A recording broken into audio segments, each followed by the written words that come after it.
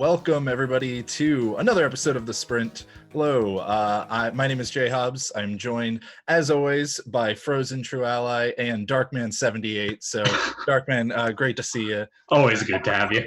Glad you could take a break from Final Fantasy 14 for us. Yeah. You know what? I also am so happy to be here. Me, Darkman78. But no, actually, we've got Nikasaur here, who is going to be guest hosting, basically, filling in for Darkman because he's got important video games to play. No joke. Pretty sure that's why. Yeah, pretty good though. Actually, thank you though, Nika, for being on. And and how are you doing today? I'm doing all right. Again, actually thrilled to be here, and more tthan happy to fill in for someone who has important video games to play. Yes. I understand that is very important. Like, it's something we all need. So occasionally, I'm chilling. It's good. It's a good day. Awesome. Frozen, how about you? How's your week going? It's been good. If I'm discluding everything to do with work, it's been great. I try to not think about that too much when I can. You had a cool weekend, right? Yeah, it was a great weekend, though. Yeah. I got to play a bunch of good rhythm games, got to get back to some 2-beat. Cool. You up? Into that at the end of the show and stuff when we get into that segment. But for now, this is a show for anybody who's new here, who has not checked out before. This is a speedrunning talk show. We basically go over some speedrunning news since the last show, which was 2 weeks ago. And then we're going to actually break down a world record with the help of another guest analyst, basically, later in the show. So for now, we're going to move on to our news of the week. And our first item is last time we were talking about Mike Tyson's Punch-Out. We were digging into that record like crazy. And turns out there was a new world record for Mike Tyson's Punch-Out with that new... Oh my God. Frozen, I think you did a little bit of looking into this one, right? Yeah, he didn't get it all that much longer after our show. I think it was probably about a week afterwards. And I think the best part about it is actually in this clip, there is a spot where he goes, it'll be pretty tough to get world record at this point. I'm going to need almost perfect RNG. And about 10 seconds afterwards, he just hops off. Because he got exactly what he needed. He's like, he knew that moment had arrived. That's great. It's awesome. Summoning Salt got a new world record. Mm-hmm. Oh my God! Checked out Mike Tyson's Punch-Out before? Yes, and I did see the blindfolded run at SGDQ. That was incredible.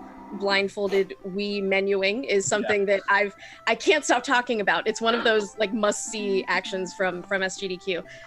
Also, is that the opposite of Commentator's Curse, where you break down the whole thing on the show, and then it's immediately No, the curse is when we're going to break down a world record, and they're about to get world record again. They're about to get one right before the show happens. That has been very close to happening. Oh my God! Times. Oh my God! So at least 4 or 5 times. Opposite of, or differentiation of. Commentator's Curse is just the parallel, I'd say. Yeah, I think it's the same kind of a polar opposite of the same thing, but pretty much same.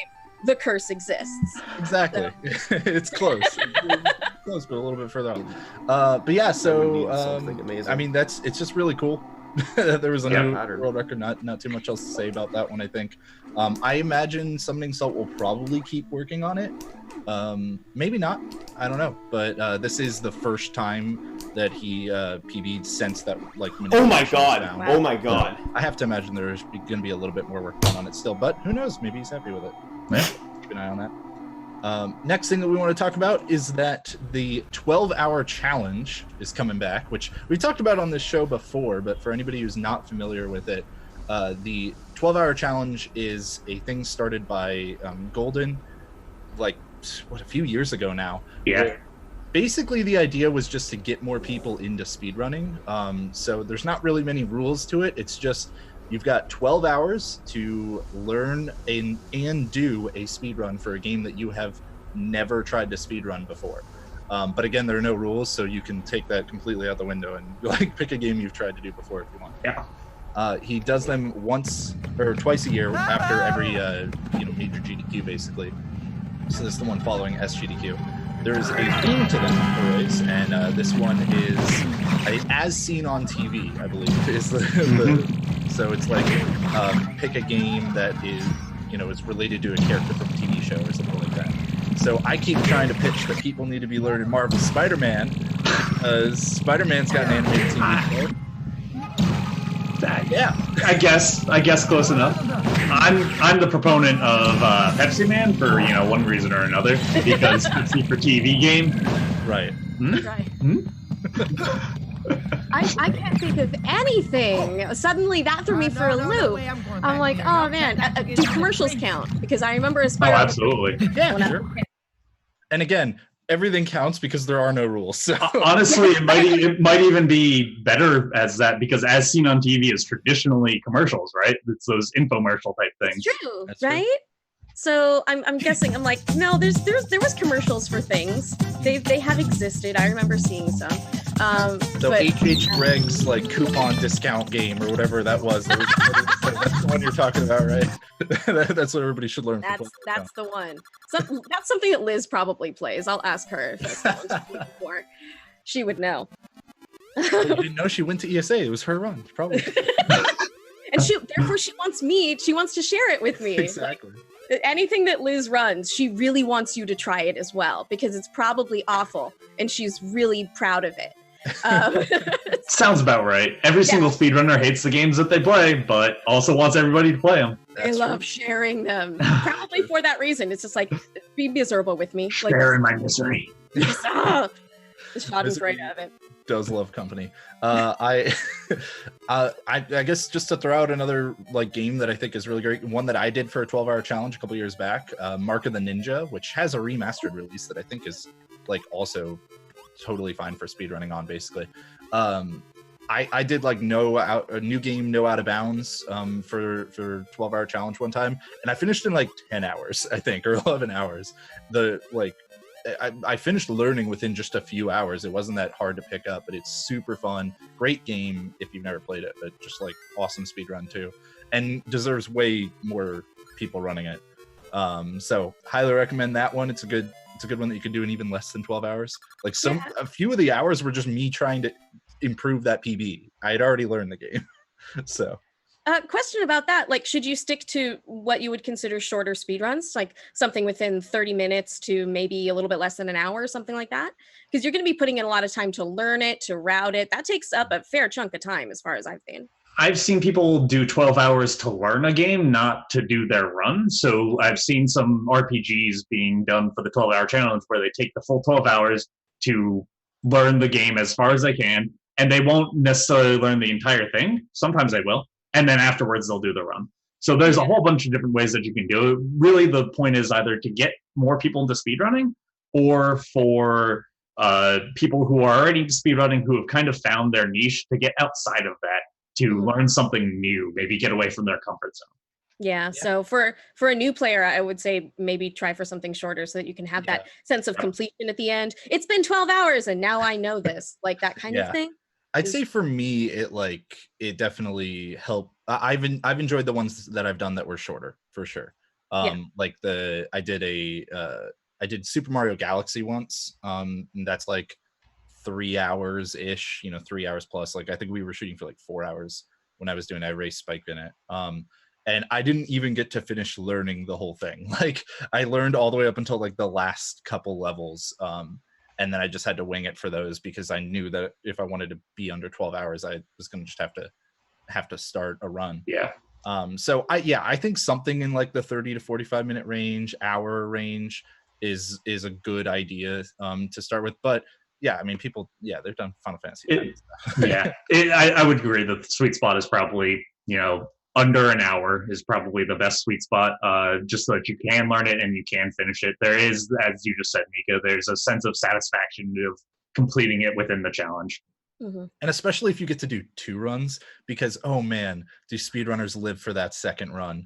Glorious. The second run's the best run, because then you have all these splits to go against that you destroy on every single one. Go. You PB by 25 minutes. It's great. It's one of the few times where you can be like, oh man, a green split?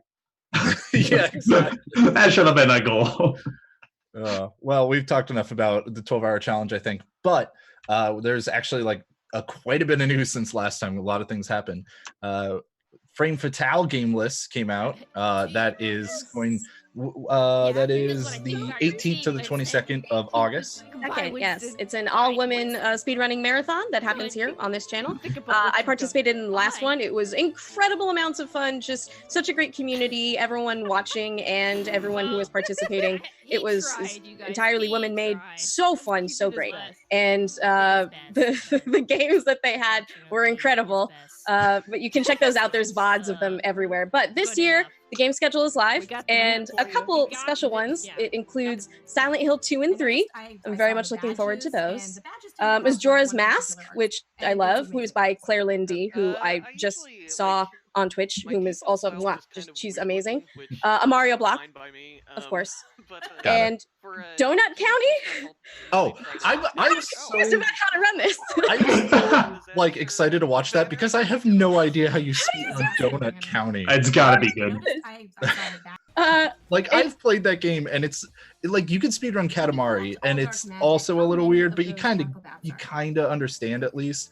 Donut County's like, I don't know. I don't understand. I'm really curious to see if it's like, if there's anything broken about it, or if it's just no, just go through it really fast. So we need to see how this is done. So everyone tune in for that specifically. Also, Pickle Wars Episode 1, Invasion of the Pickle People. I know where they are. I want to commentate that. I have no idea what this is. This is just amazing to me. And ending with the much requested game Fatal Frame, because we are Frame Fatales. Makes sense. Of course. Obviously. Of course. So finally we get that in there. Yeah, so games like crazy, and that's coming up on August 18th to 22nd, and we are going to be so exhausted and so happy that entire week. I cannot wait. It'll be the best. What I got to catch for the first one was like great, so I can only imagine the second one will be even better. Yes. It's weird getting to see two of, like, you know, the second of a marathon in just like a few months and stuff. I know Hannah. Not a 6-month cat. I know Hannah's been killing herself just to make it all like work and everything, so we appreciate the hard work. Yeah, she was like, okay, in a couple months we have another one, and we're like, what? Are we ready? Are we ready for that? It feels like it was just recently. Also, I'm trolling with that one. If it has the Zelda music, then Hannah is very upset with me right now because she got so sick of it by the end. And again, like, just, it was so much fun to participate in. And I don't know when they're getting hosts or commentators or anything, but if you are a lady and you want to be part of the commentary or anything like that, just let us know. We'll figure it out because we want more people. As always. Cool. Yep. Absolutely. All right. We'll be looking forward to that one. And for next, though, we got Gdq X Games List. I mean, we're just games list left and right here. Gdq X, for those who don't know, because there's only been one before, Gdq X is Gdq Express.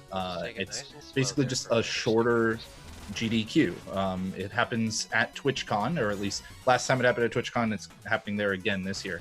And basically, yeah, it's just a weekend-long GDQ, more or less. It should be really fun. We're benefiting all your donations stuff are going to be benefiting able gamers. It's a great cause, super cool. And yeah, I mean, the games list came out. What is everybody kind of hyped for from the games list? We got a few clips of games from here. Starting off, Custom Night, which I didn't actually even know was a category for Shovel Knight. So it's basically where you use two controllers, and also you use overpowered items. So you'll actually see in this clip that he ends up just flying across screens, which is absolutely fantastic. I am super excited for that. I'll just take it nice and slow. Also, we have Wind Waker by Linkous. Ever popular, ever fun. He always puts on a really good show, and the run itself is really interesting. This one specifically is a randomizer. Yeah, Wind Waker rando. That's the big thing. Is like, I never, you hear a lot of buzz about like the Zelda randos and stuff, right? And randomizers in general. I never hear buzz about Wind Waker rando, and I think that's probably because it's pretty new. I would have to imagine there aren't a lot of randomizers for GameCube games. No. So should be interesting. Absolutely. And I think one of us might be excited about this run. I don't know who though. I don't know about that. I think it might be Nico. I don't know. It's probably me. Big Spider-Man fan, right? But yeah, no, I got a game in. Woo! I'm super excited about that. Darkman's not here, so I don't get to do my classic. Thank you, Darkman. line, but I am Darkman. Oh yeah, yes. Am I no longer Darkman? Thank you very much for giving. Okay.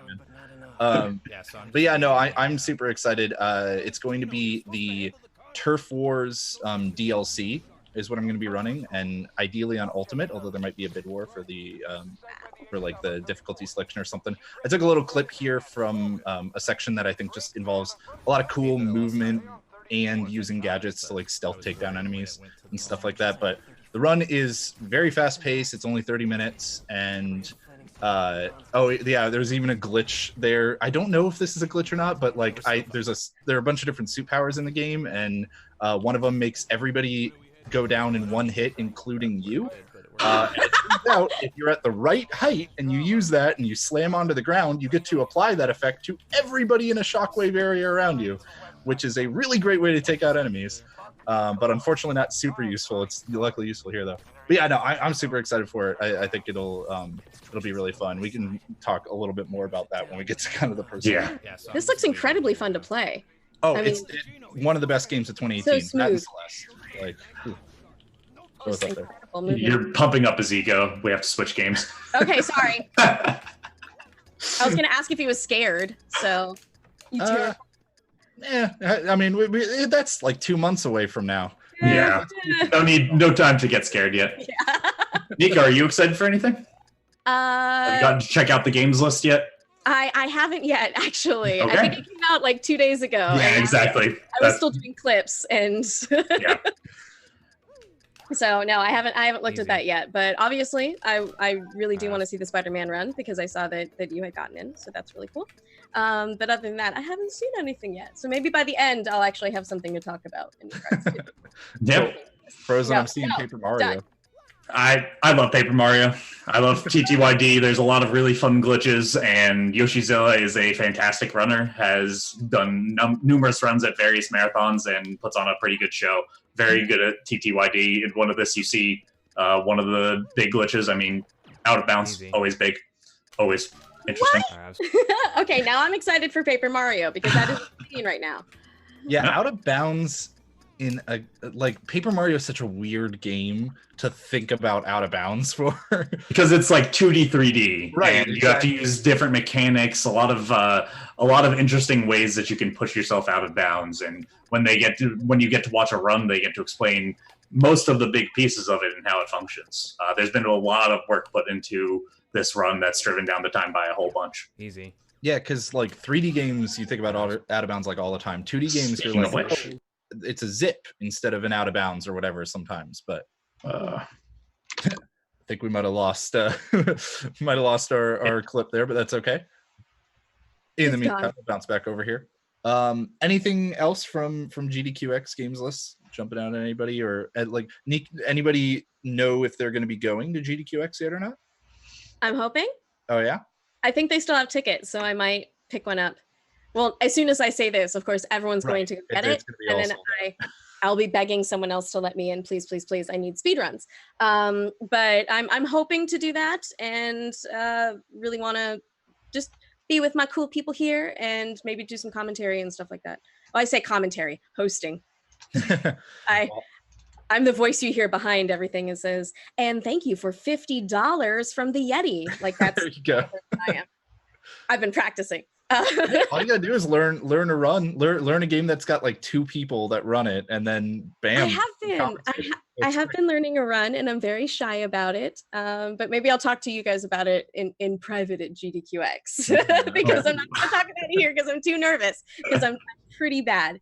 But it is something that, you know, every person who likes speedruns eventually really wants to learn one, like you said with the 12-hour challenge. And I think that's a great opportunity. I might try a different one for that, but I have one in mind that I've been practicing a little bit, and I'm not great. But you don't have to be great. You just have to put in a lot of time. No, you just gotta do it. Yeah. It's all about time. Get naturally better and everything. All right. Yeah. Well, enough with GDQX Frozen. I'm sure I'll see you there maybe.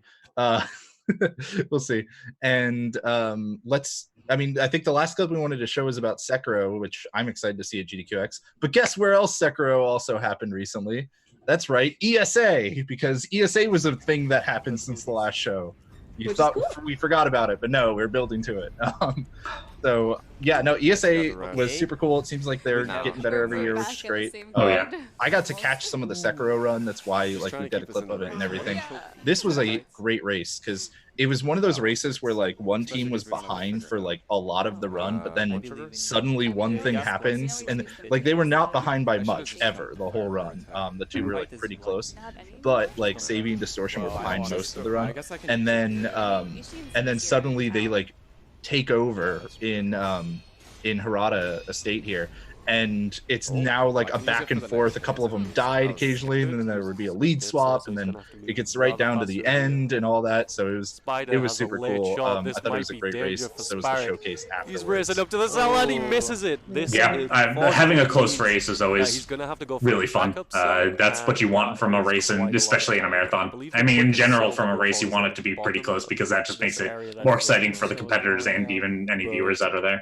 Yeah, you always want it just to be the last couple seconds, a couple lead changes, no matter what. Like, I come from an esports background. We've seen the stomps. They're not fun to watch. Like, you can tune out halfway through whatever is going on. But when it's really, really good when it's just right there and you're not sure who's going to win. Everyone's screaming. That's what you're looking for. Yeah, I love races that go back and forth a lot, or have like the big hero story of the underdog who was behind the whole run and then came back and clutched out at the end.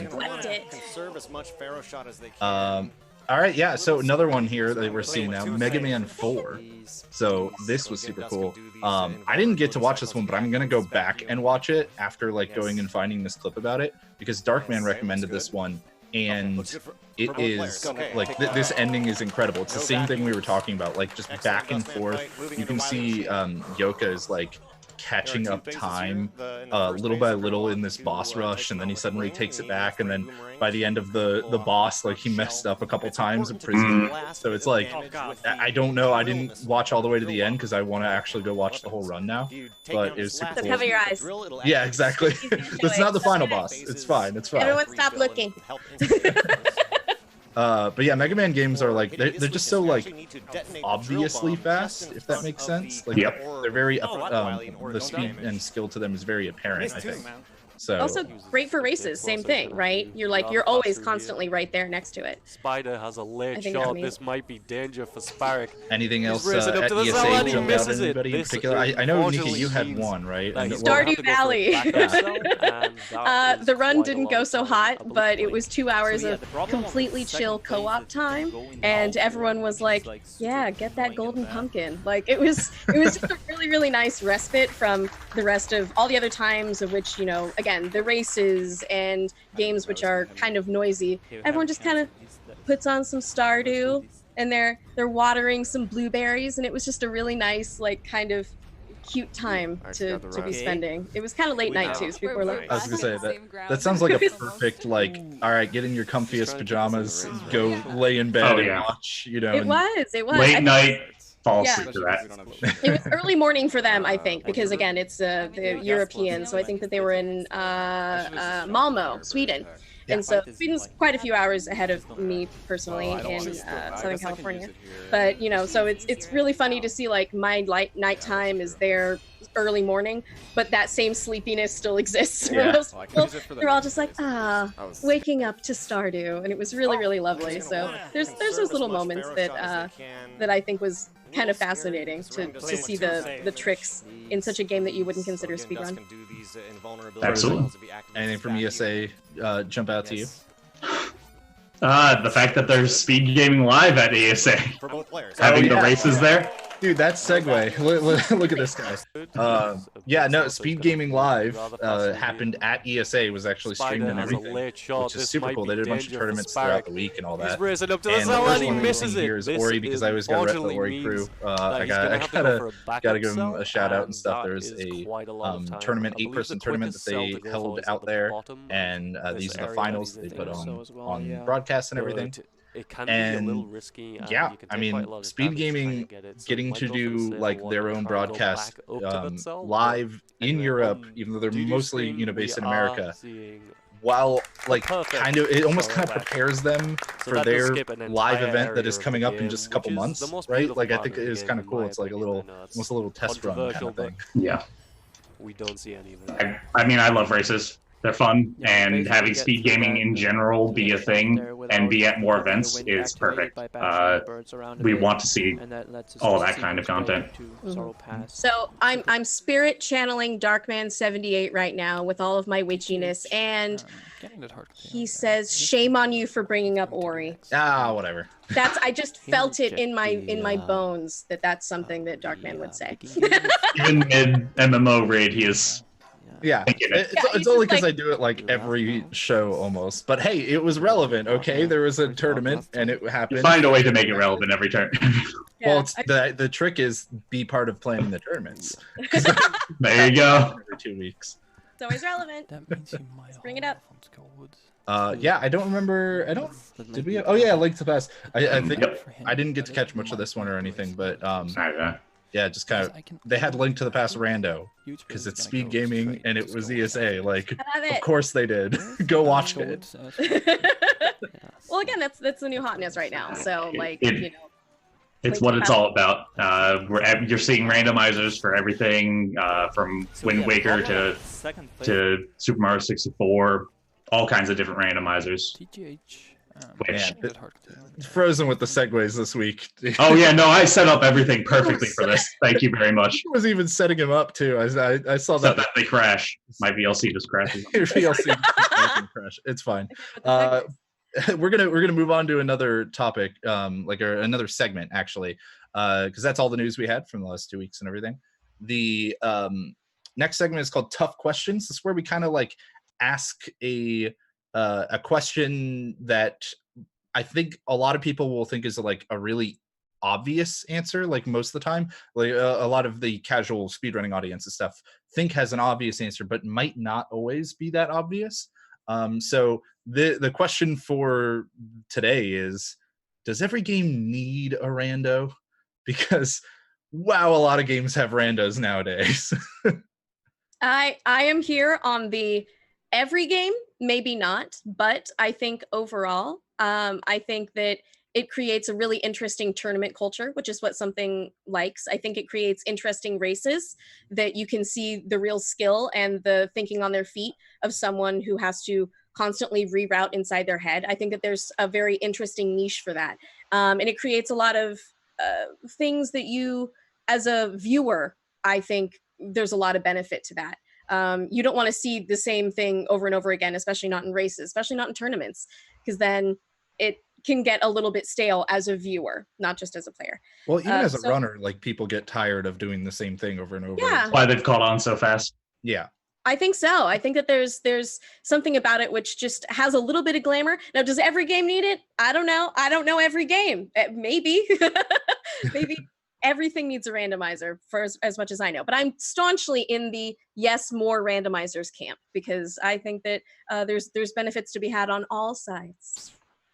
I think that there is the right game for it in a lot of ways. So, for example, somebody, including myself, has created a Putt-Putt Saves the Zoo randomizer, where you randomize. If I get crap for bringing up Ori in the Blind Forest every week, yeah, I've been expecting it for like a solid 3 months now of these episodes, and I haven't gotten any crap about bringing it up every single time. But anyway, bringing it back to Putt-Putt Saves the Zoo, I think that it is not the right game for it. It's a really funny joke, and it makes it somewhat interesting in ways, but that's not the core essence of the game. There's no, it doesn't add all that much difficulty. It doesn't really contribute to anything.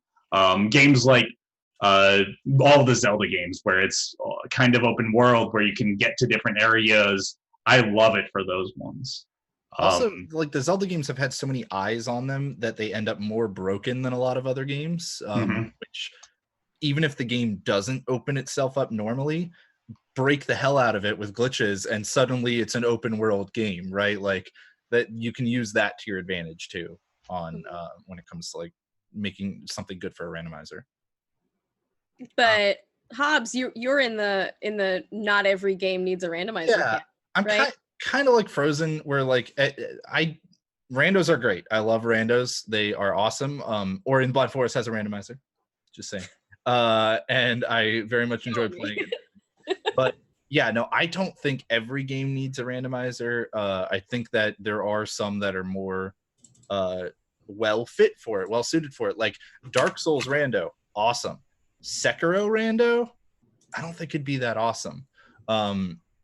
If you had like a enemy randomizer for Sekiro, maybe where like you were getting bosses in different orders or something, but it's not a game that really lends itself that well because the items you pick up are more just temporary stat boosts and stuff that kind of just straight make a thing faster or slower, not really change that mental game. Because like you were saying, Nika, like to me the interesting part is that mental game, that aspect of like thinking, how am I going to beat my opponent if I'm racing? Like I personally really love randomizers as races, and I don't play them that much outside of racing because I love the meta game of like, okay, my opponent, if we do the exact same things and we both follow kind of the best percentage play the whole game, they'll beat me by 4 minutes. So I need to make some gambles here. I need to go for this 10% chance thing, or this 40% instead of 50%, or instead of 60% chance, that kind of thing. Because that's what's interesting to me. Like it is playing that mind game to it while still having to execute at a pretty high level. Mm-hmm. Yeah, and I love for randomizers in general bringing up the different aspects or the different kinds of things that they can do. So multi-world type things, or from AGDQ having, or SGDQ, sorry, having Super Metroid and Link to the Past combo randomizer. Super interesting. Mm-hmm. Whomever thought of that, genius. I mean, the fact that they could make it work is really incredible to me. And having that new dynamic, it kind of brings a new aspect to speedrunning, kind of like, hey, there's routing, or there's actually executing on games. There's randomizers. It's kind of a different skill set, being that game knowledge needed to be able to do randomizers. Yes, they overlap with one another, but not necessarily the same. I think it plays into the fact that if we saw a lot of things from GDQ and ESA, people really want to see races. They want to see something that is not just the game. They want to see something a little bit more competitive, a little bit more of those ooh moments, and seeing people playing with each other really does that. And I think that randomizers give that away, that games that you would normally see as just a normal playthrough or a world record attempt or something like that, gives it an opportunity for those races to exist. Kind of, as you said, outside. It's a different skill set outside of the normal world record thing. It's about player versus player, who is actually better at this different thing that there is. So people like races, and that's why I am very pro. I'm just like, yeah, go for it. If people want to watch Putt-Putt Save the Zoo randomizer, go for it, because maybe someone wants to see that. And I like niche audiences. I'm kind of like for that. It is ridiculous. Because of what you were saying too, it's like understandable why every game ends up kind of wanting a rando, or like if they've got the people to do it, making a rando and all that. Like Super Mario Brothers 3 as a randomizer. That's a very linear game normally. That's a weird thing. But it's one of those, like, maybe they want it to attract more people into watching it and stuff, or playing it and all that. And there is that aspect of, like, when you do a normal race of a game, like of a speed run, you have a pretty good sense of who's going to win unless the two are really close. Like, your first place person is not really going to lose to somebody who's several minutes behind them unless just something catastrophically bad happens. But in a randomizer, that element of RNG is thrown in. You get your MOBAs and your RTSs and all that other competitive multiplayer esports stuff where, yeah, the better team can lose if, the other team just kind of gets a little lucky and plays their cards right. So I think that is probably another reason why people enjoy seeing them so much. Yeah, it feels clutch, it's you work with what you got, and a little more exciting in that regard.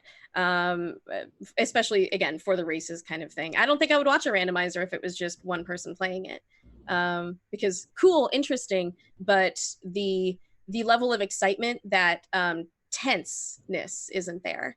You want that tension. The first time somebody does a randomizer is a fun watch, because it's the first time everything's hitting them, and they have to try to remember where everything is. They have to figure out all these logic. Where are the chests? Where are the yeah? What do I that, need? Once somebody's really good at it, I find that most of the time people will want to race it once they get really good at it at a randomizer. Yep. All right. Any last thoughts on that? I mean, it seems like, does every game need a rando?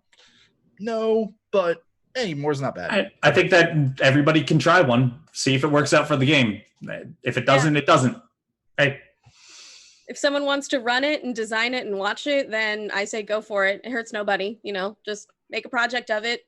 If it works, it works. If it doesn't, move on to a different one. Yeah. All right. Well, cool. We're going to move on now. Then we are going to take a quick little break as we get our guest analysts into the call and set up and everything, because we're going to be looking at the Dishonored world record. That world record is by, I'm not looking over at anything off onto the other screen, by Seeker. We're going to be looking at Dishonored any percent. And then Voetiem is actually going to be the one who is going to be helping us out and taking a look at it. So hang real tight, everybody. You'll be able to start watching the VOD, and we'll see you all shortly.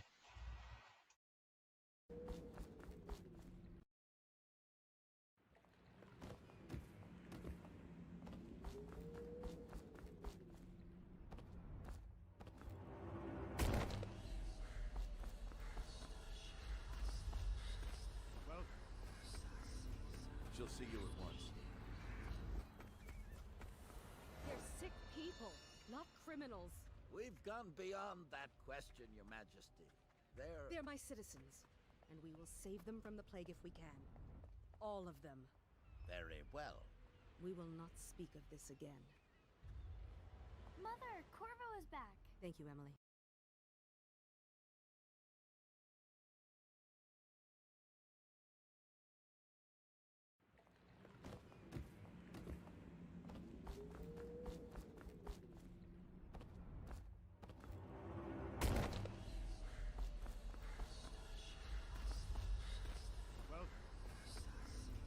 She'll see you at once.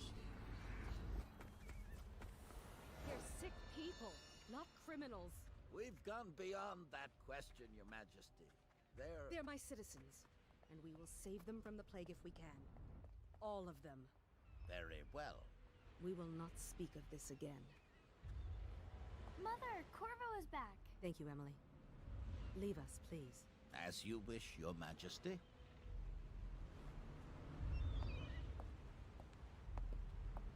Corvo. 2 days early.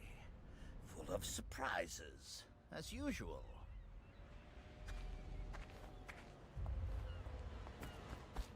It's a fair wind that brings you home to me.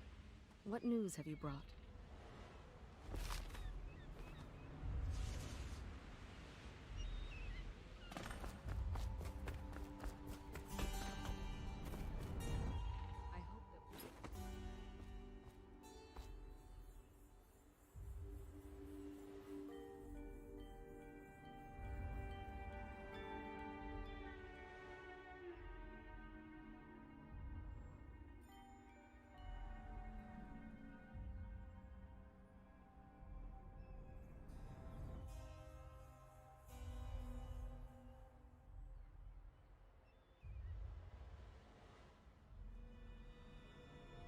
Welcome back, everybody.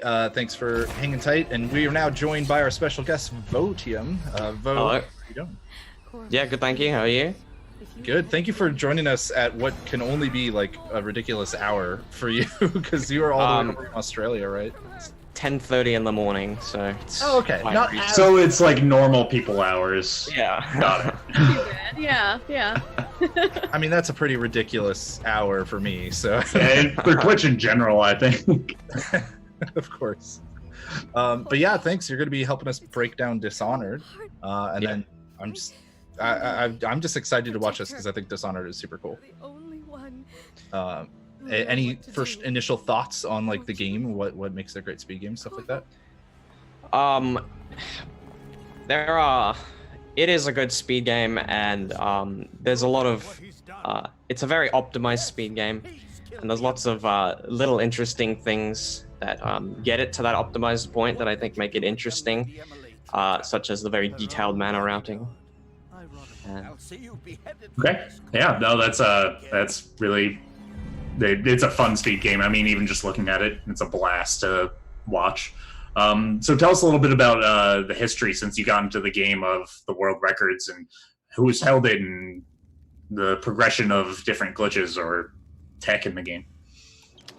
Okay, so this game came out in late 2012, I think in October, and really interesting, just, sort of the preliminary routing stuff at the start. It quite quickly got to around 40 minutes at the start of 2013. Cutscenes in this game, it wasn't too difficult to optimize. But the main two runners who you might have heard of, Decided, Sloth, and Fearful Ferret, they were kind of the early pioneers of this run. Right. And around about early 2014, the run was around 37 minutes, and then this big new glitch called the elevator glitch was found the start of 2014, and that was pretty huge, shaved off a couple minutes. And then later in 2014, the main clipping glitch was discovered, and with these two new pieces of tech, tons of new out of bounds and clips and optimizations were being found. And in 2015, the run's now 34 minutes, getting optimized and pushed down by a runner called Mr. Walrus. And yeah, not much changed until later in 2015, where a DLC was released, which changed a few things, pushed the run down to a 33:28 by a runner called Henny in September of 2016. Always good when like a DLC or a patch or something can help bring a game further down than like load it down somehow or something, right? But please carry on. And yeah, not much happened for Dishonored for the next 2 years. It was a pretty dead game, I'd say, until a runner called Seeker, who has the current run we're watching, yeah. Yep, came along and beat that run by 1 second, I believe, and seeing Seeker's run inspired me to pick up the game again and start getting good at it. I started running in about 2015. I wasn't very good, but I wanted to get good, and then I ended up finding a skip that saved about 25 seconds, and I myself pushed the run to a 32:55, and currently we're watching Seeker's run, who has a 32:53. Very cool. Wow, 2 seconds apart. Yeah. It's crazy that, it was only 2 seconds throughout that entire time, and that you guys were like, oh no, we're satisfied with that. 2 seconds, I'd be like, I need to get world record now. and that one person, after 2 years of it being, not talked about anymore, one person says, okay, I beat it by 1 second, and then everyone goes, no, mine. And back on it, like, just reinvigorates it by beating it by 1 second. Is incredible. Yeah, so shout outs to Seeker. Yeah. All right, so let's get right into it. And first up, we have Emily's skip going on. So we get to see the first of the elevators you were talking about. Yeah, so this is right at the start of the run. And the first thing you saw Seeker do was fly up into the air and fall back down again. And that does have purpose. What that does is that skips a cutscene that occurs with the Empress's daughter, Emily, hence Emily's skip. And yeah, that maybe saves about 15 seconds, but so the way elevators work is that there's a bug in the vaulting system, and also a bug with 90-degree walls. The pixels of the corners of 90-degree walls are able to be vaulted, and it turns out when you run and jump backwards with the right timing and angle, you vault that corner all the way to the top. And yeah, it allows you to gain a lot of height very quickly, and it's very useful in the start of the run where you don't have the main form of speed tech, which is your teleport. I absolutely love it when glitches are named very aptly. It's elevator, we go up really fast. Yeah, that makes perfect sense. How hard is this to do? Like, it looks like there's very little setup, done at all before he just flies straight up. So is it a really easy thing? Is it something you can bind, or is it like? It is quite precise, and there are things that we do to make it easier. One thing that does make it easier is higher FPS. This game is capped at 130. We actually do increase that cap to 250 just to make this trick not extremely painful to do. And there's some, we run on the lowest quality settings just to get that extra FPS to make this trick doable. It is doable. Yeah, it is doable with the normal FPS cap, but it's just much easier this way, and that's what the community decided. So. Yeah. Well, that was our first elevator. Let's look at our second one here. That's just gonna be all the clips. Yeah, most of them. Yeah. So the next elevator in the intro sequence, you see though that we flew up a lot higher than the first one, and this one's called the Assassin Skip. And normally, what you have to do is go through a tutorial section where you have to protect the Empress from a couple of assassins that try to kill her and take her daughter. But this tutorial has a failsafe put in place. Just in case you're not very good at combat, they make it so that if you lose all your health in this fight, it just ends the fight instantly, so you don't end up failing. And it turns out we can elevator all the way up here, and as soon as the fight starts, we can drop off and take tons of fall damage and end the fight early. This fall damage, like a speed strat, usually you hate it unless like maybe you're setting up for like a low health trick or something. It's not usually, no, let me just plummet all the way down. So good. Also, the story aspect of that is really fun. Like, he's just, where did he go? The battle is starting, and then you just plummet to the ground, somehow do not die, and then it's over, you've won somehow. I love the idea of that. It's always fun finding new ways to die in runs. It's counterintuitive, right? To a speedrun, you normally think you lose time, but here you actually save some time, which is awesome. Yeah, without this elevator glitch, it is pretty much otherwise impossible to die from anything in the intro. All right, and now got a prison skip. What's happening here? A prison skip, another use of the elevator. I'll get to that little clip through the gate there, but this skips the entire prison sequence. You just elevate it to the top of the prison, and the roof, for some reason, doesn't have any collision. So you could just go through the roof and run straight to the exit to the sewers. Yeah, it saves just like that. Something like a minute running through the prison. And the other thing in this clip is a clipping through that gate there that you just saw.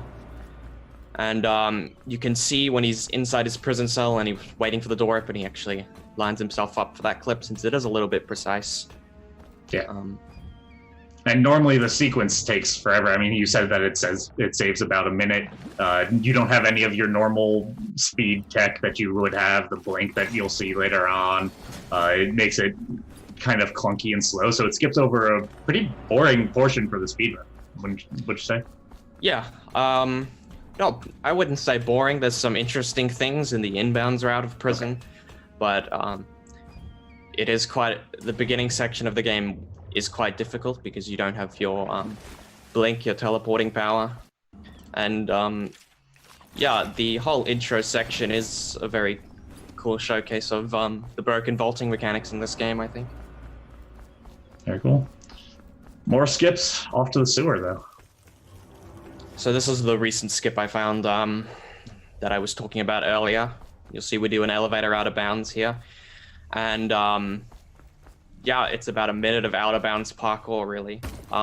This out of bounds was known about for a long time since elevators were found. That initial elevator was known about to get out of bounds.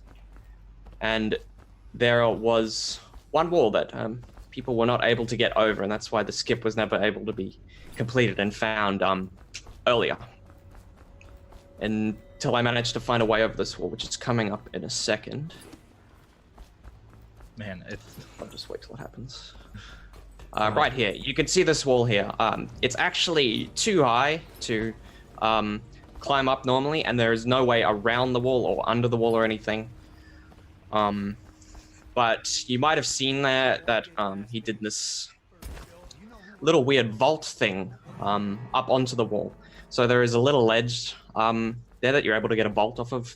And the way vaulting works in this game is it does give you a little bit of extra height if you jump out of a vault. So what we do there is we jump out of a vault, and it gives us a little bit of extra height to scale that wall. Cool. It's awesome.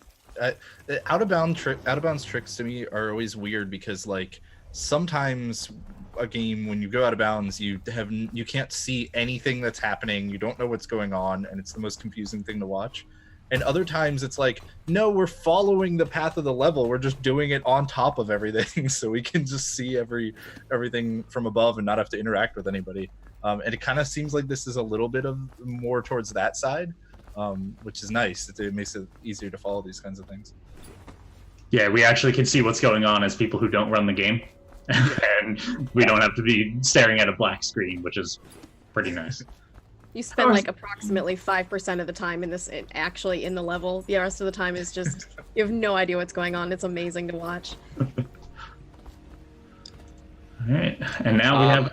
Another thing to note about this clip, which is a big important route change that happened, is that you skip your sword and your crossbow, which did play a significant role in the old route. And it's you skip it, you don't get gifted it later on in the run. You don't get it at all. So we did have to come up with a couple workarounds for that. I'm sure we'll get into those in the future. Now we have the Outsider Warp, which looks really weird, so we're going to have to go through this a little bit. Yeah, so you see that we're in the cutscene, and now we're in another cutscene, and now we just teleport upwards. That's it. That's next clip. So the way this works is after interactions or cutscenes before loading screens, there sometimes, not all the time, I'm not entirely sure where it doesn't occur, but there is the frame where you can do some sort of input. You can open a menu or do any input you want. And in this case, it's useful to input a jump command, because for some reason, if you do that, here, it seems to warp you to the 0, coordinates of the map, which turns out to be the cutscene trigger you need to hit to unlock your blink power. Just like, why? What? It's so, because it looks to a casual person like it's just part of the cutscene. Like you're waking up, but you wake up in a dream state or something. Like you just wake up in an alternate reality. I can't believe that the animation of getting up out of bed carries through the teleport. That's so weird. Yeah, it's pretty crazy. I'm not sure anyone's really sure how it works, but it just works. And you were the one who found it, right? So you kind of knew that something was off about it? Yeah, well, I did know something was off. I'd been running the game for a few months, and I'd come from Mirror's Edge, which in that game I like to spam space to skip cutscenes, so I was doing that in this case. And I just so happened to hit that one frame with my spacebar. So I was pretty shocked to find this. I can only imagine your reaction as someone who knows the game well. I'm so glad I'm not the only one who just like spams things during like cutscenes and load screens and whatnot. It's just like, come on, just move. Just go. Even the look of this almost looks like, did I just find a secret? It's like, no, it's a glitch. Right. There's something kind of otherworldly that you're immediately teleported into. And you're like, is this almost intentional in some way? So there's this kind of mind-blowing moment of just, I can't stop watching it. It was incredible to just watch. So good. We're gonna have to stop watching it though. Yep. And moving on to the Campbell section, where thank you. The Campbell section, where we have a couple of new mechanics. You're seeing the warp and mana, all kinds of different things. So tell us a little bit about what's happening here. Yeah. So the first thing, this is the first mission where you use your teleport power, which is Blink, to short range teleport, and yeah, it's useful for a lot of things. And in this clip, you can see that we use it for two clips through walls called slip clips. And the way those work is that you lean and sprint into a wall, which forces your camera through the wall, and you're able to just teleport through that wall pretty much. It's just, it doesn't, again, it's one of those, it doesn't look crazy. It's just like, oh, you just walk up next to the wall and then suddenly you're on the other side. Like, is that a harder thing to do, or is it more of a just walk up, sprint? It's quite easy to do. Some walls are more difficult than others, depending on the thickness. But generally, in all the places that it's useful, it is easy to do. That's great. And now, as simple as that it is, well, simple as it is. Now moving on to the Weeper section. What's happening here, Bob? So, the Weeper section, normally what you're meant to do in this section is go talk to some people and get a key to go into the sewers to kill these infected people called Weepers. So what we do at the start of this clip, there's actually a key on the other side of an alternative entrance to the sewers, and for some reason you can just lean into the corner of the door and grab the key through the wall and then open the door. Yeah, it's very strange. And leaning breaks doors. Easy enough. Kill these Weepers, do a couple extra things, and then so you pick up these bone charms as well, right? Yeah, what are those used for? These are called runes, and runes in this game are used to upgrade your powers. So we do strategically route in a certain amount of rune pickups to upgrade agility and blink, which they make you run faster and blink further respectively. So could see how that would be useful. Yeah, they're close to the main path, and so at the end of that clip, when you're like when he's through the wall and now swimming out of bounds, because yeah, of course that's the thing, and it almost looks like he's about to like kind of fall through the void and then suddenly isn't. What's happening right there? So the cutscene trigger there extends through the floor. So what we do is we clip out of bounds into a body of water that also extends out of bounds, and blink into the cutscene trigger from underground, and that teleports us to where we normally stand at the cutscene, which is above ground. If somebody like missed that blink by just like had their angle off a little bit and just didn't hit the cutscene trigger, are you dead at that point? Do you just kind of fall through the void, or you do fall through the void and you will have to reload a save? It's quite a big cutscene trigger. It's very easy to hit. The hard part is clipping through the wall here, because as you can see, it's like a curved wall. It's a tunnel, so that makes it more difficult to get your camera through the wall. Sure. Now moving on to the next mission, I believe, Golden Cat. Golden Cat. So this mission is the first RNG in the game. There are two possible RNG configurations for the targets that you have to kill, and in this run you just get bad luck. That's a big mistake of the run. Well, not mistake, but time loss rather. So in bad luck, loses about 2 seconds, I'd say, because you have to go all the way to the basement to kill the target in the basement. You can see clips out of bounds and throws a nade from out of bounds, inbounds to the room to kill the target. So it looks like there's a mana bar in the top left, correct? Like with the health and all that. How tight is the mana usage in this game? Yeah. It looks like it doesn't recharge all that quickly. It is the most important part of the speedrun, I'd say. The teleporting does use up a small portion of the mana bar, and it does regenerate very slowly. So there's a lot of careful planning and routing that goes into the mana on when to use a blink and when to wait for regeneration, and also when to use and pick up potions, just so you're efficiently using the blink and as often as possible, and so you're not wasting any mana.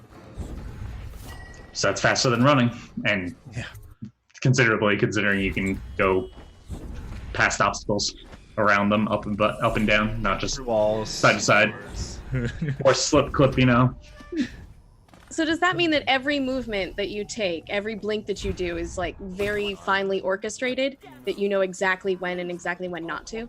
Yes. Once you get to a lot of experience with the run, you are looking at your mana bar, looking exactly how much if you make a mistake, and you're waiting for specific amounts of regeneration in certain spots, just so you have enough to do the next blink without wasting a potion. Yeah. So you're not just spamming it, you're very carefully organizing that. Yeah, you are timing it. Yeah, it's quite important. All right, moving on to the bridge. What do we have going on here? There's a nice movement going on.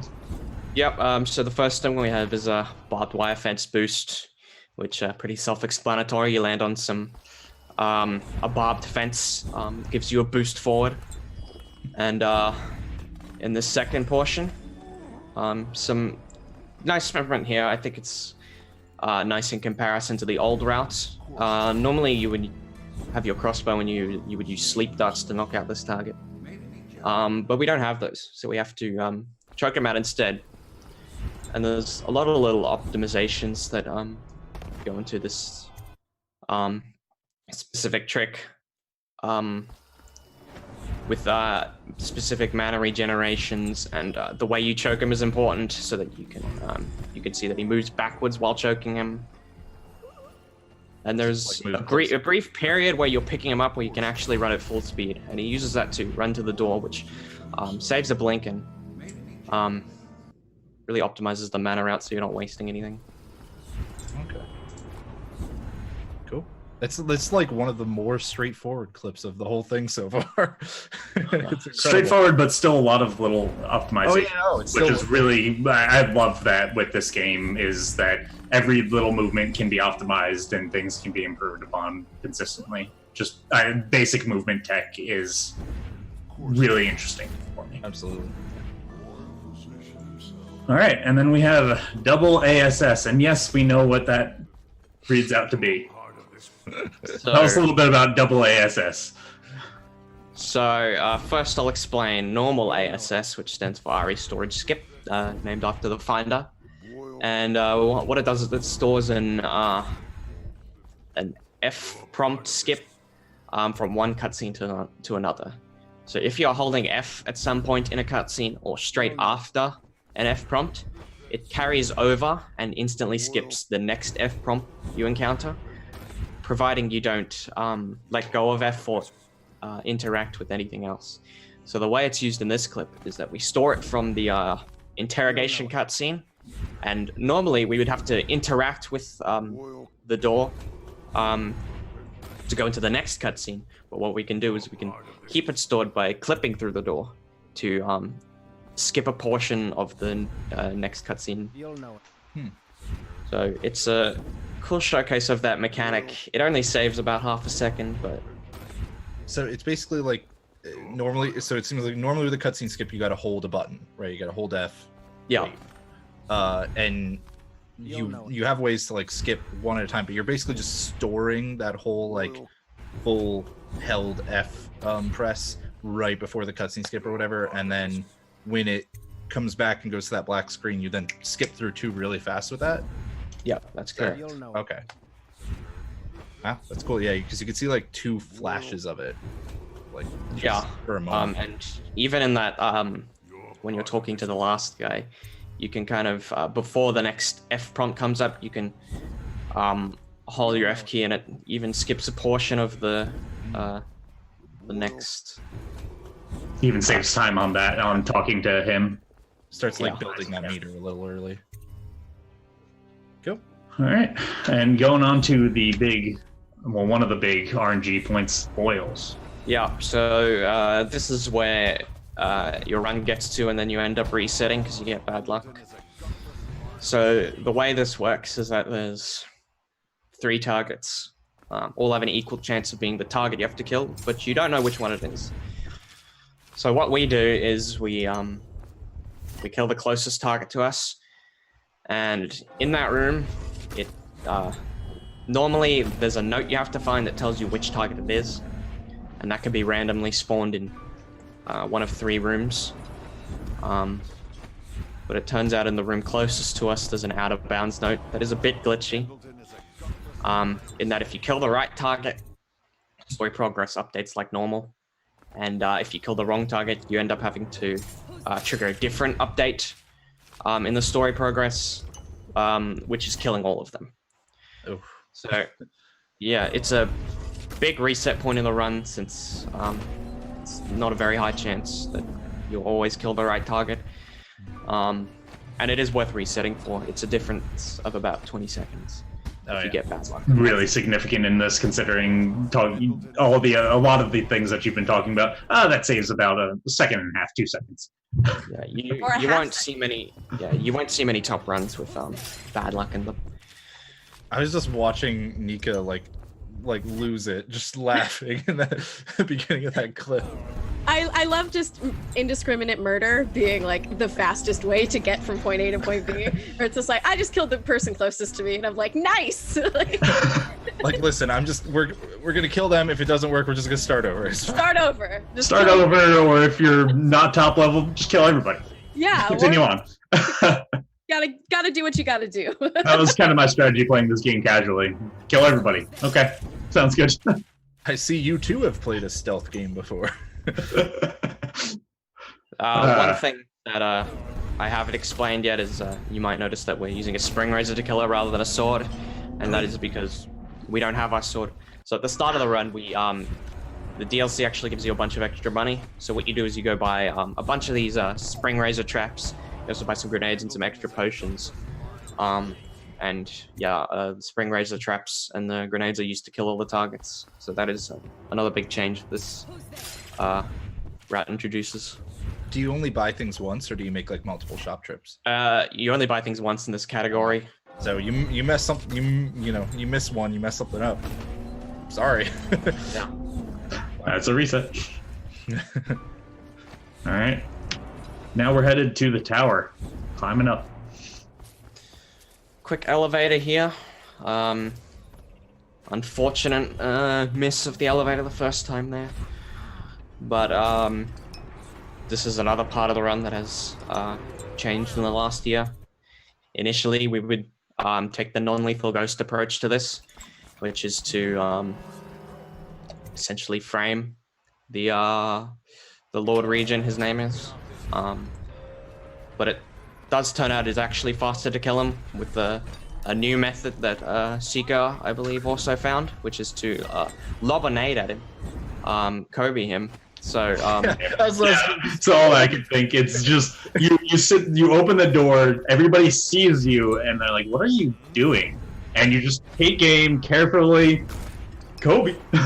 And then it's a fadeaway. It's a fadeaway jump. Yeah. Like you don't need to look. You know you hit that. Yeah. And if you didn't, exactly. it's a reset anyway.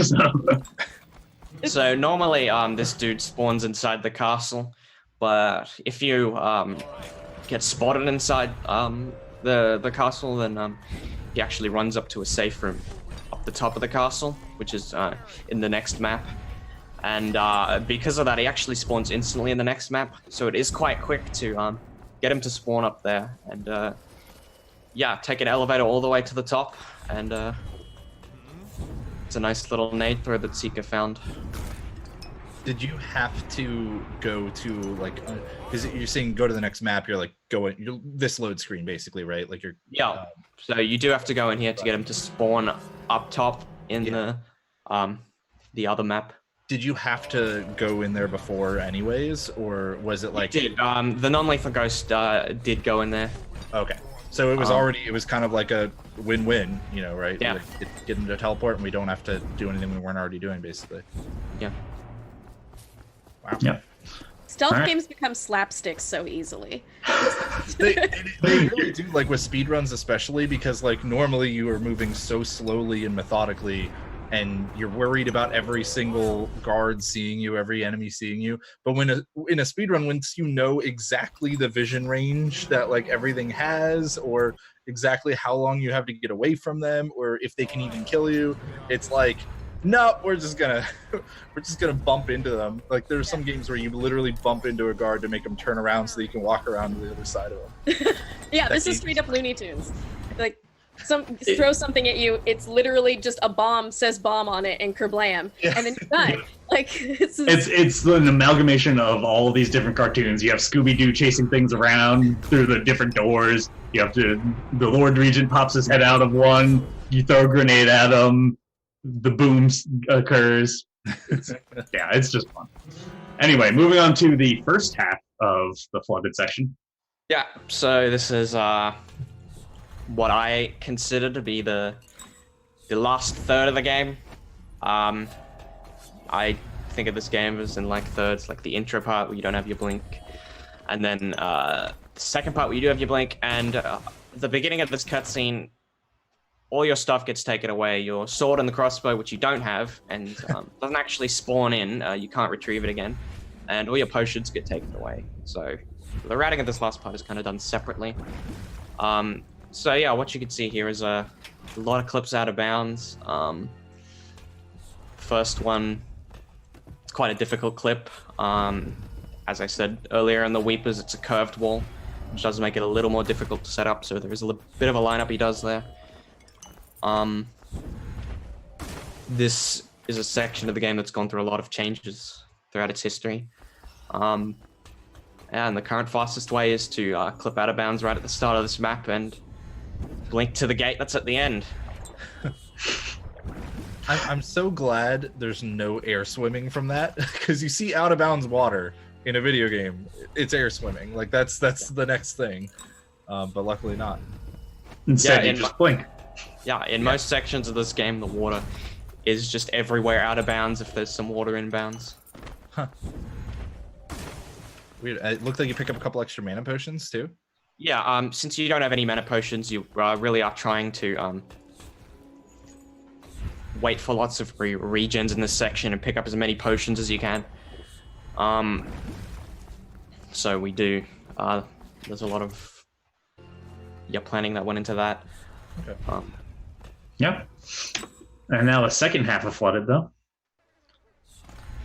Yep, so this skips ahead, skips a little boring section, and this is right at the end where there is a big skip that skips the whole sewer section of Flooded.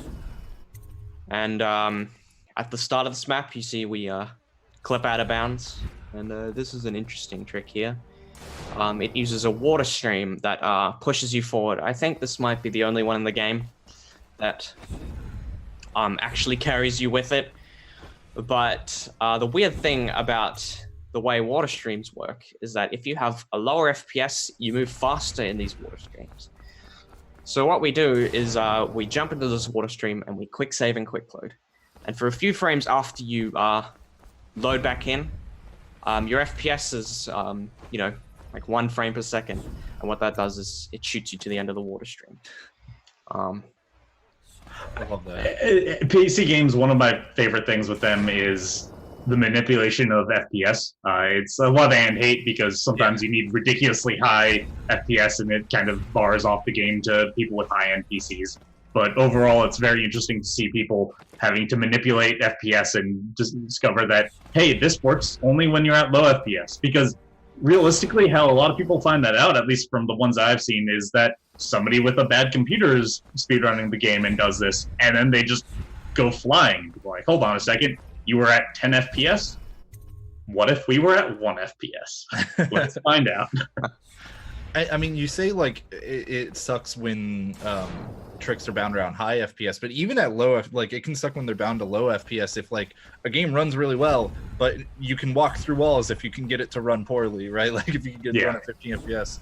Like I'm pretty sure Hob, not me, the game, had that like happen when it first came out. People found like low FPS clips, and those are really like tough to mess around with sometimes. But I think when we were going through this run, like I think this is my favorite clip of all of them, because it's just like, oh yeah, if we just load the game, we're at 1 FPS, so we just get teleported basically to the end of it. It's so good.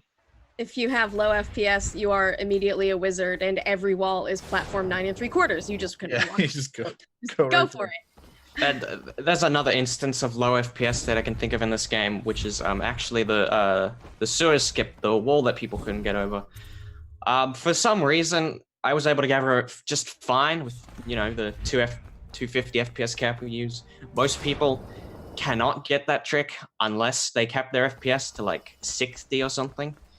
It's very we're not exactly sure why, but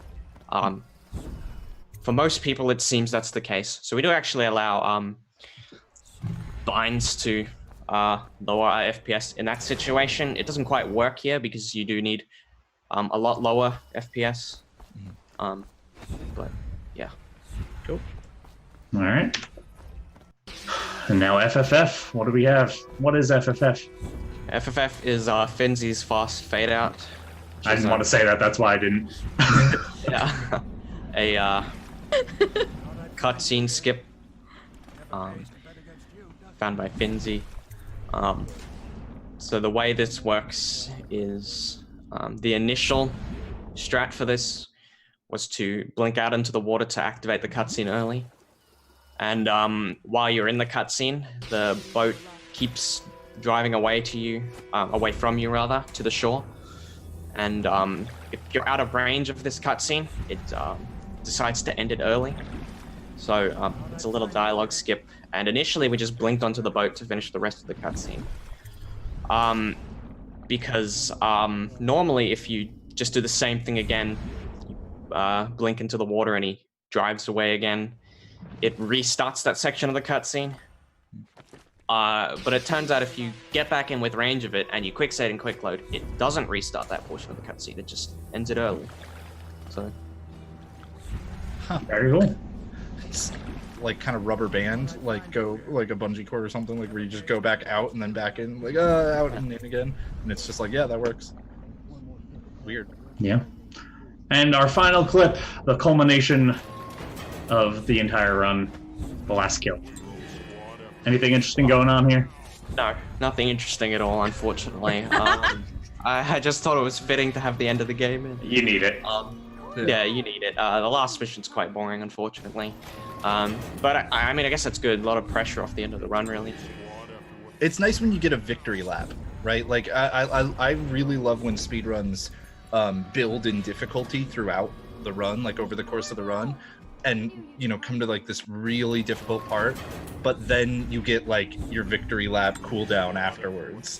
That's when it's like perfect. It's like, yes, I just hit the really big thing. I know I've PB'd already, or like I think I'm going to. We're gonna see on that final split or whatever, and you just kind of get that little cooldown victory lap. It's nice when runs have that. Pretty much after the flooded district, one of the harder parts of the game, the last two missions, you're like, okay, yeah, this is over. I've got it, because it's a really easy ending to the game.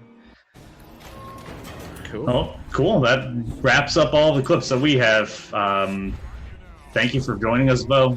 It's been great, and really want to say thank you for your time, and also thank you, Seeker, for the run as well. It's been great to watch. Yeah, Bo, any like shout outs you want to do about the community? You guys got Discord, anything like that? Yep. So you can find the Discord link through speedrun.com, and if you're interested in learning the game, lots of helpful tutorials. You can check out the tutorials by Dr. JHobz, and yeah, anyone in the Discord's really willing to help you if you want to learn the game. Or like very friendly people in chat that have showed up throughout this. So.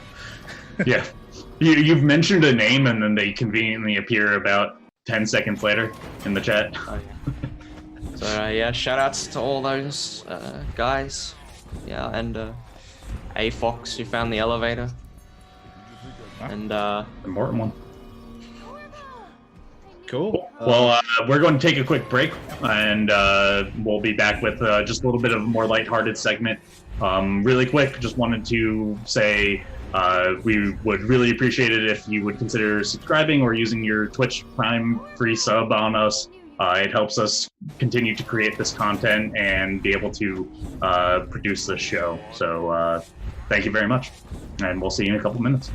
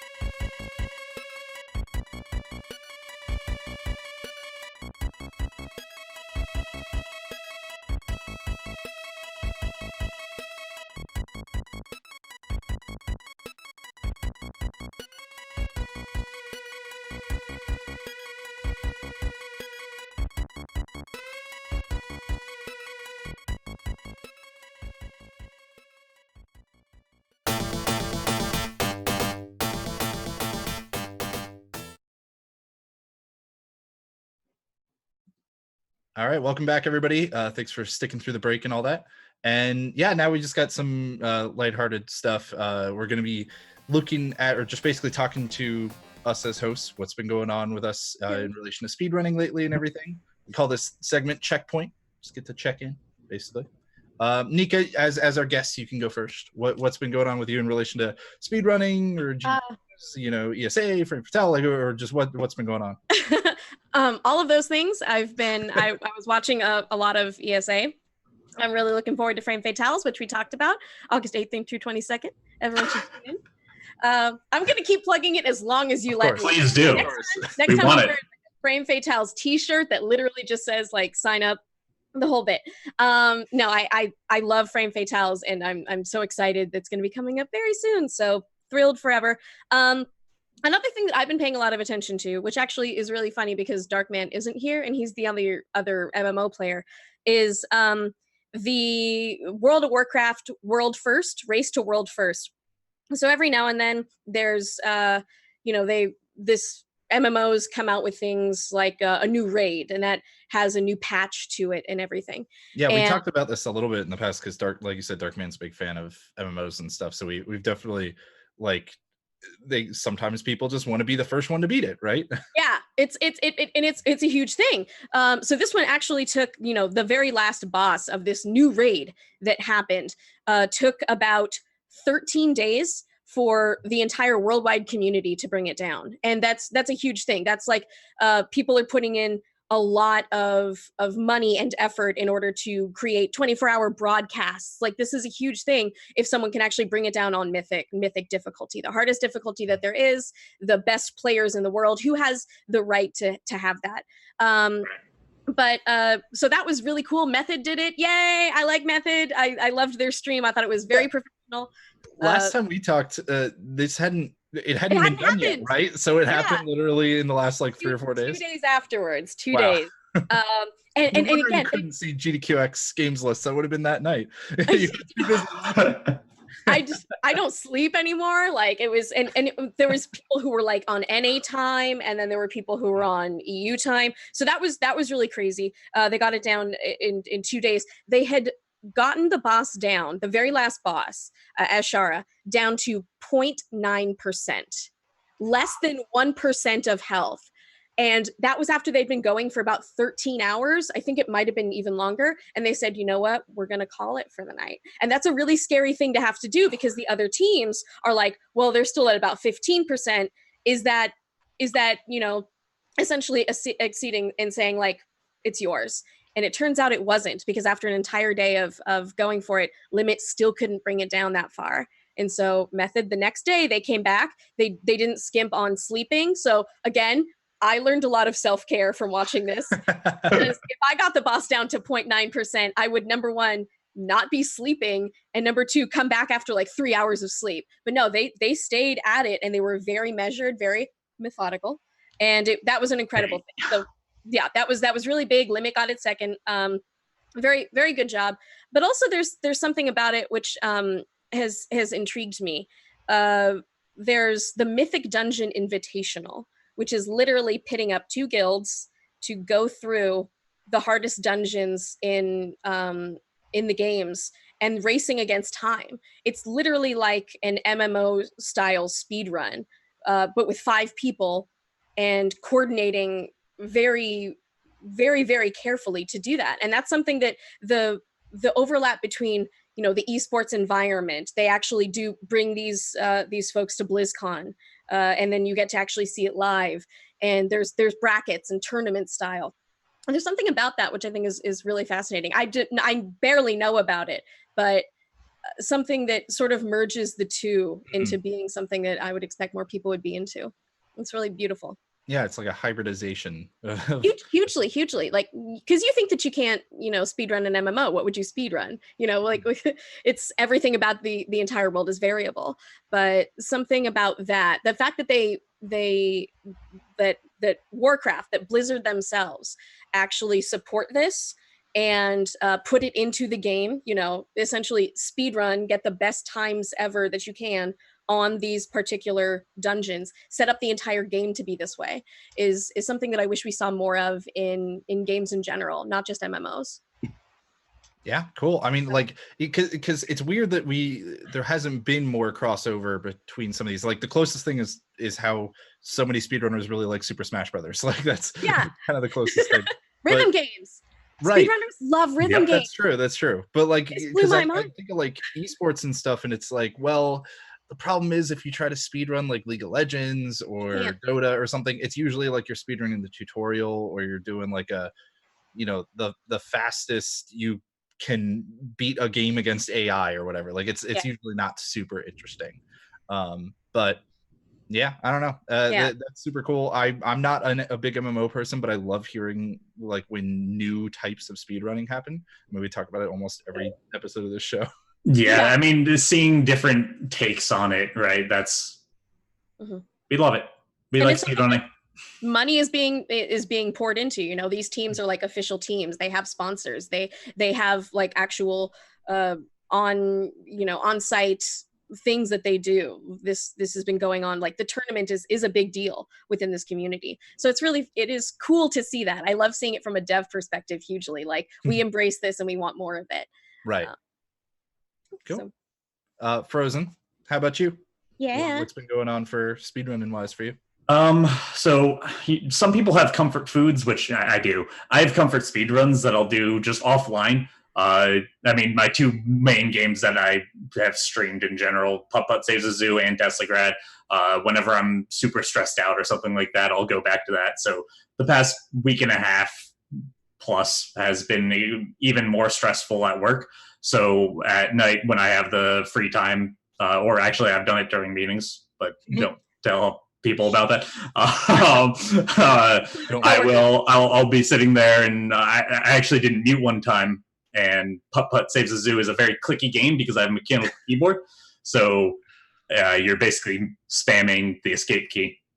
And so somebody was like, is somebody typing a novel? You're SSHing into a server and fixing things. Like that's what's happening. Sorry, it's no big deal, guy. It was just a minor emergency, but I've saved the zoo. I mean, the meeting.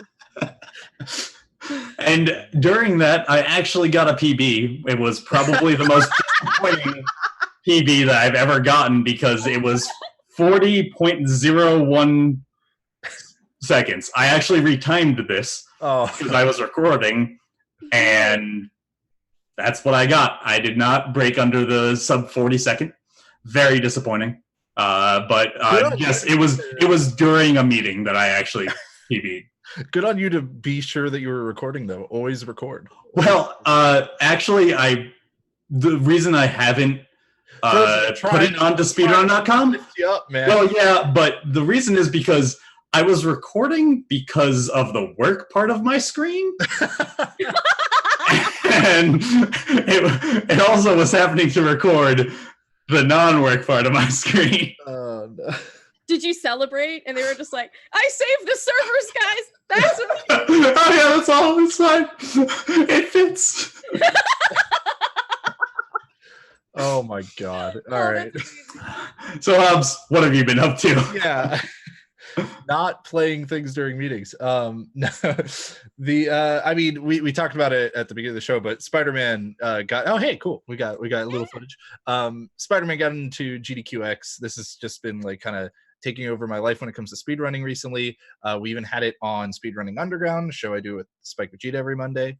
And yeah, I mean, it's just so I love this game casually, and the any percent run of it, New Game Plus runs of like the full game are very fun, but there are unfortunately like a pretty like heavy chunk of waiting segments, which like I prefer playing the game on the hardest difficulty. It's what I just find the most fun, even in speedrunning, probably even especially in speedrunning. So right. Even on that, like there's quite a few chunks of just kind of like waiting that you got to do in the main game. So this is the second of the 3 DLCs they've released for this game. And it's kind of that perfect blend of, it has like one kind of slower section, and then the rest of it's just go, basically. You have to have such a good like sense of movement for all of these sections, where you're just kind of getting from mission objective to mission objective, and then intermixed with combat. And pretty much every single gadget is useful to you in this run, I think, except for like one of them. And I love games with big depth and like just variety to them and stuff like that. So routing out your gadget usage is getting harder and harder the more that we're trying to like optimize this. So I've been doing this a lot with Rio Piece lately, and it's just great.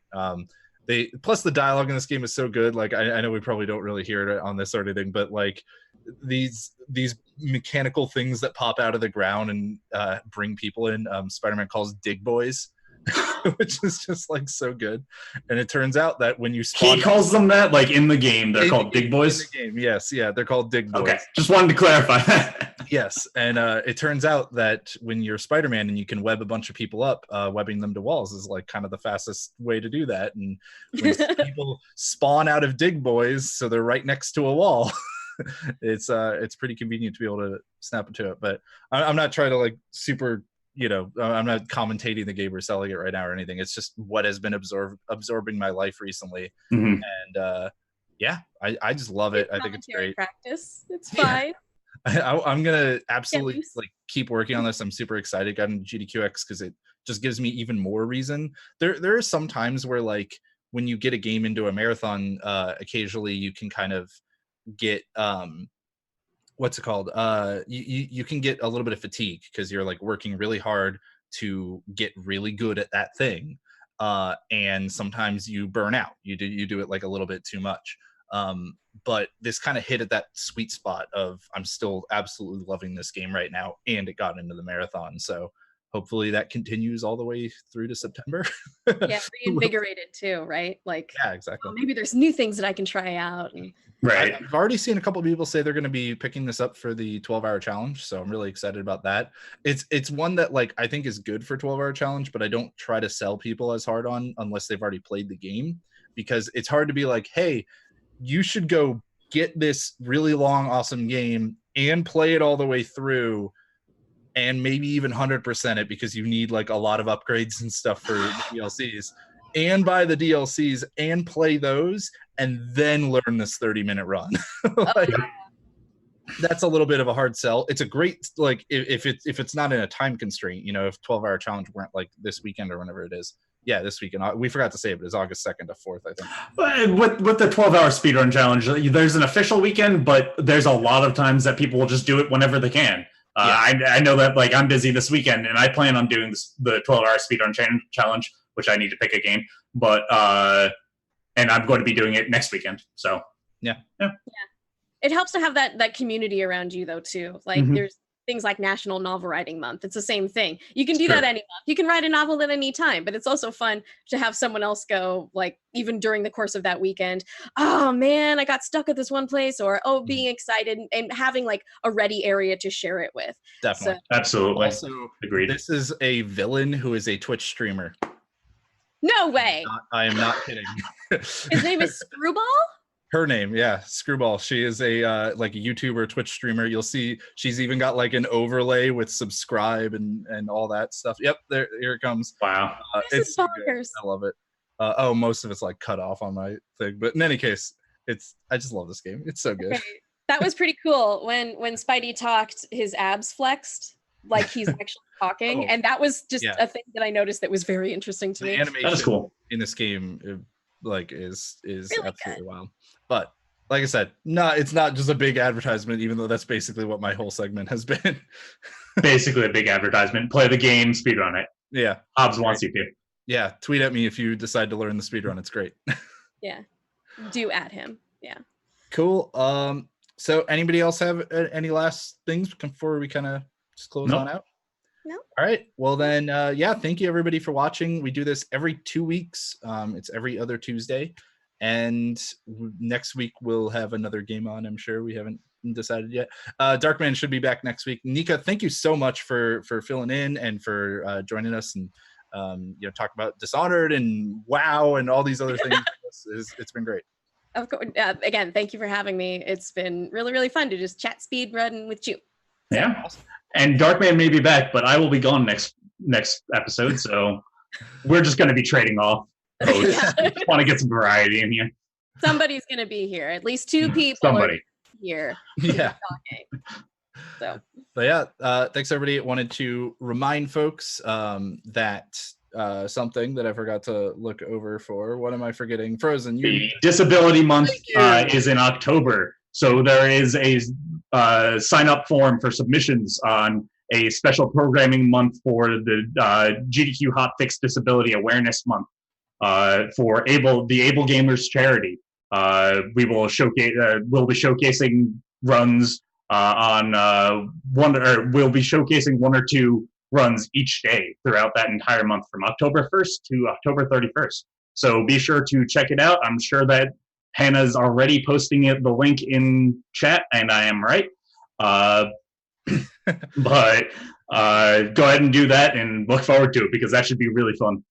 Yeah, and like you were saying, Hannah worked with Able Gamers on this quite a bit to like really make sure that it was going to be a very fun thing for anybody. So all types of disabilities, totally welcome to submit to it if that's still open. I don't quite remember. I believe it is. It is. And just for anybody else, feel free to watch and enjoy. And we'll be back tomorrow at 2 p.m. for 2 p.m. Eastern with Harry Potter, I believe. Harry Potter stuff. Yes, all day, 8 hours of Harry Potter, which if you guys haven't seen Harry Potter runs, they're worth it. They are really interesting and not what you'd expect. So yeah, they're not at all what you would think of Harry Potter runs. It's wild. So check it out. It's been great, guys. And see you in 2 weeks, or at least some people will see you in 2 weeks. Yeah. See ya. Bye.